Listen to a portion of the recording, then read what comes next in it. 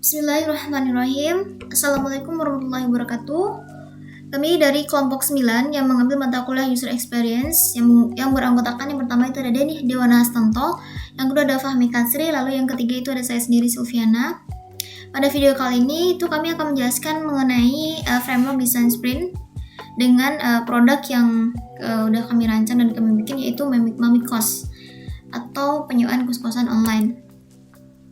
Nah, oke, langsung saja ya untuk penjelasan dari framework design sprint, yang mana itu adalah proses untuk menjawab pertanyaan bisnis melalui desain, pembuatan prototipe, dan pengujian ide dengan pelanggan dalam waktu bisa 2-5 hari. Nah, untuk time yang digunakan ini cukup tidak terlalu memakan banyak waktu, karena pada framework design sprint di sini kita bisa memangkas waktu berbulan-bulan hingga menjadi 5 hari atau sampai dengan 1 minggu. Jadi sebelum kita meluncurkan produk yang kita bikin, itu kita bisa memahami terlebih dahulu apakah ide produk tersebut sudah bagus. Nah, untuk tujuan dari menggunakan design sprint sendiri, itu produk yang kita buat atau yang kita bikin itu bisa lebih cepat dan sesuai dengan kebutuhan pelanggan tentunya. Nah, untuk metode desain sprint yang digunakan itu yang pertama itu ada understand, untuk kita memahami terlebih dahulu. Lalu ada kembangkan atau diverge, setelah dikembangkan dari ide-ide yang sudah dikumpulkan, lalu itu di-converge atau dipusatkan. Jadi di converge ini kita akan bikin sketch dari ide-ide yang sudah dieksplor. Lalu yang keempat itu ada prototype. Untuk prototype di sini itu perancangan atau membuat produknya. Lalu yang terakhir itu ada validate atau validasi, itu pengujian dari produk yang udah dibikin.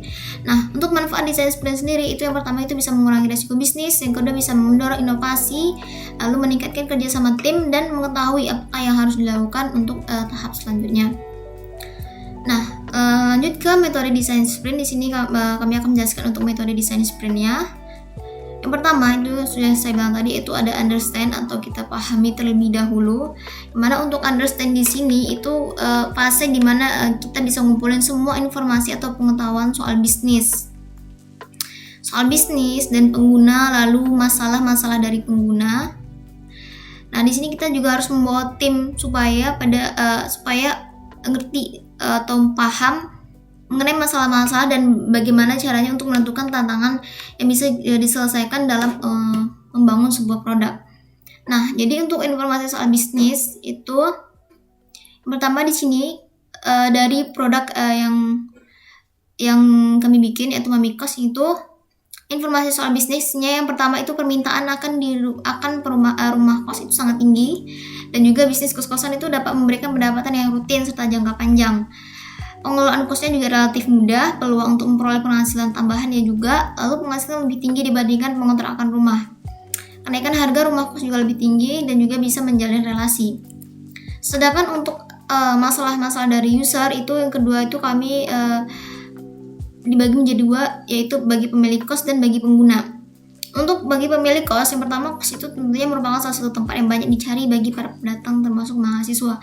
Nah, pemilik kos itu tidak tahu cara mengiklankan kos, lalu pemilik kos juga kurang komunikasi untuk menjembatani antara pengguna dan pemilik kos. Nah, masalah dari bagi pengguna di sini maksudnya bagi pendatang atau para mahasiswa, yang pertama kurangnya informasi kos yang dicari sesuai dengan budget, lalu kurangnya teman untuk bisa diajak kos bareng bagi yang berat untuk bayar kos sendirian. Nah, untuk tahap selanjutnya itu diverge atau kembangkan dari informasi soal bisnis dan masalah dari pengguna, itu selanjutnya kita diverge atau dikembangkan lagi.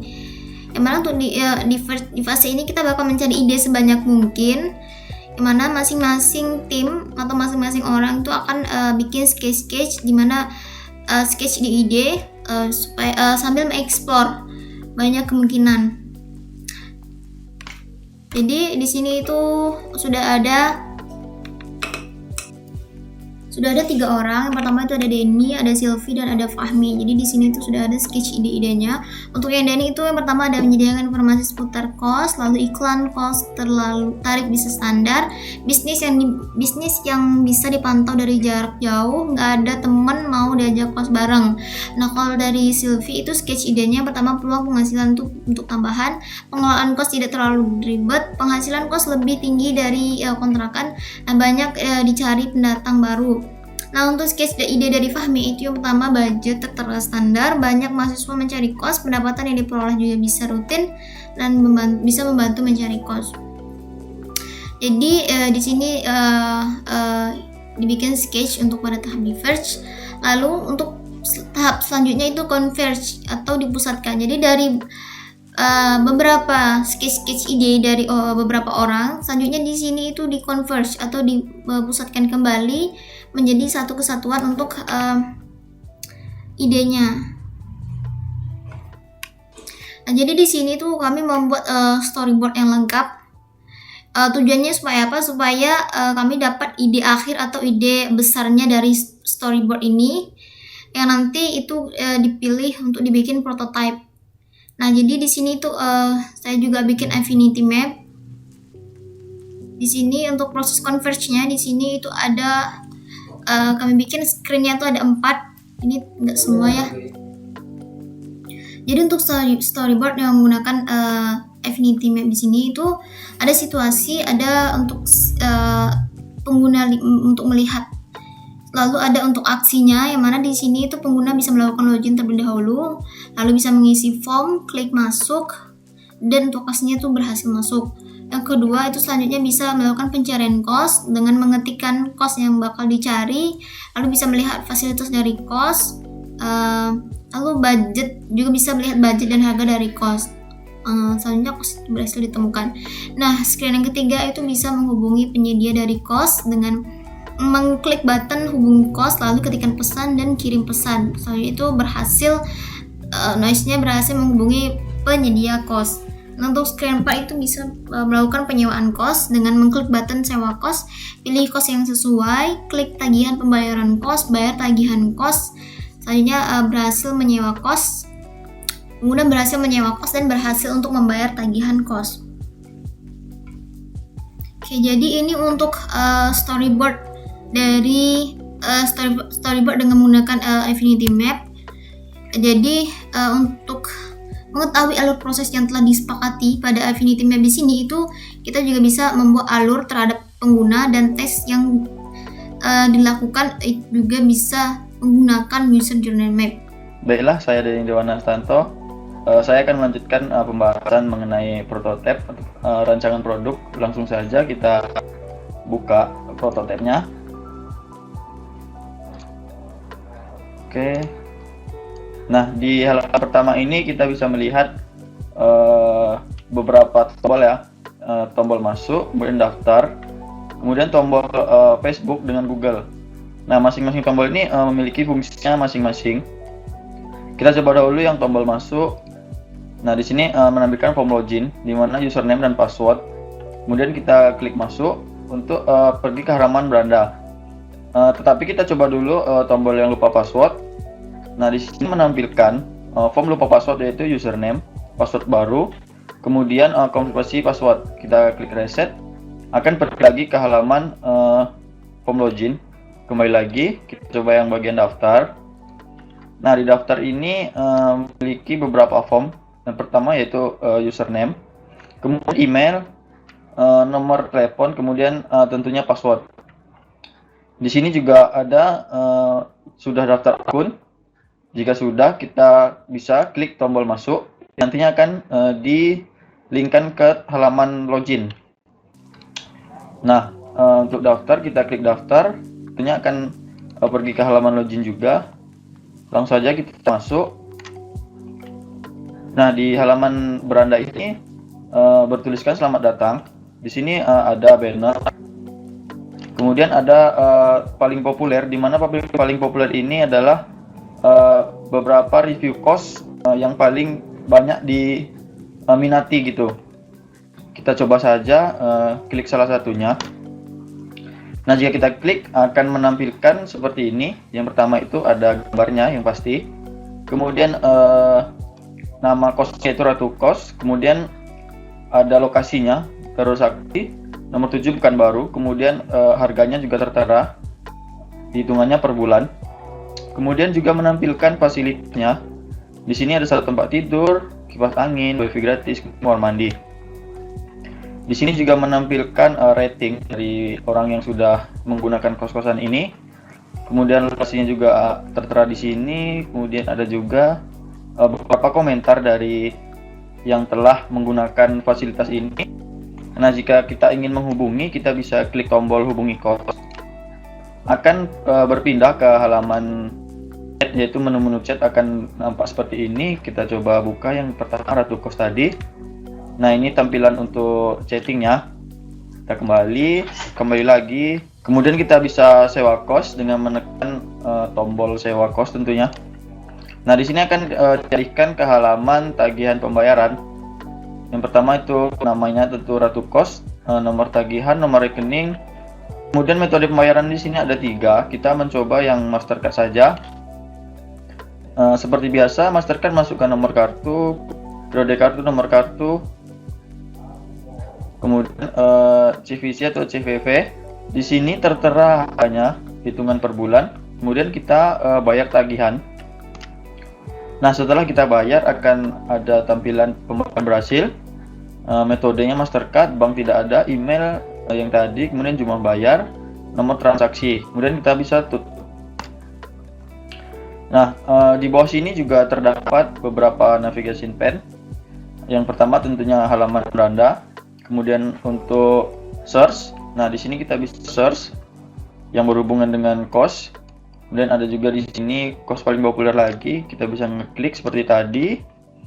Dan kita kembali. Kemudian di sini ada menu untuk chat yang tadi. Kemudian ada juga pemberitahuan tagihan. Jika kita memiliki tagihan seperti ini, akan tampil seperti tadi.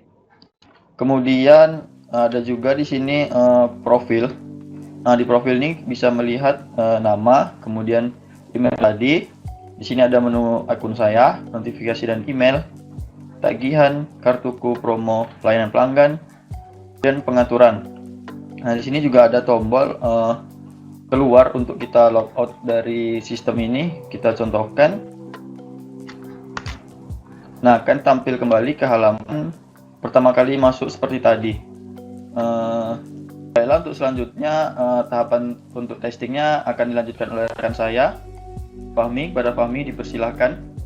Selanjutnya saya akan menjelaskan tentang validasi dan pengujian, di mana sebelumnya kami sudah membuat kuesioner yang berisikan pertanyaan-pertanyaan tentang pendapat atau penilaian terkait aplikasi yang telah kami buat. Di sini kami telah menyediakan 26 pertanyaan. Nah, setelah kita melakukan atau setelah kita mengisi kuesioner, selanjutnya kita menghitungnya menggunakan UAK Data Analysis Tool, di mana langkah awalnya kita menginputkan nilai sesuai dengan yang terinput pada kuesioner tadi. Mana setelah kita menginputkan, maka kita bisa langsung melihat result atau hasil dari kuesioner yang kita buat, dimana pada UAK ini memiliki beberapa kategori, yaitu daya tarik, kejelasan, efisiensi, ketepatan, stimulasi, dan pembaruan. Dimana pada daya tarik ini memiliki nilai 1,8, dimana itu merupakan kategori dari bagus. Selanjutnya pada kategori kejelasan ini memiliki nilai 1,7. Ini juga memiliki nilai yang bagus. Selanjutnya pada efisiensi memiliki nilai 1,6, dan Selanjutnya pada ketepatan ini memiliki nilai 1,7. Pada stimulasi memiliki nilai 1,6. Dan pada kategori kebaruan ini memiliki nilai 1,6 juga. Dimana secara keseluruhan prototipe yang telah kami buat diterima oleh responden. Baiklah, mungkin hanya ini dapat kami sampaikan. Lebih dan kurang kami mohon maaf. Wabillahi taufiq wal hidayah. Wassalamualaikum warahmatullahi wabarakatuh.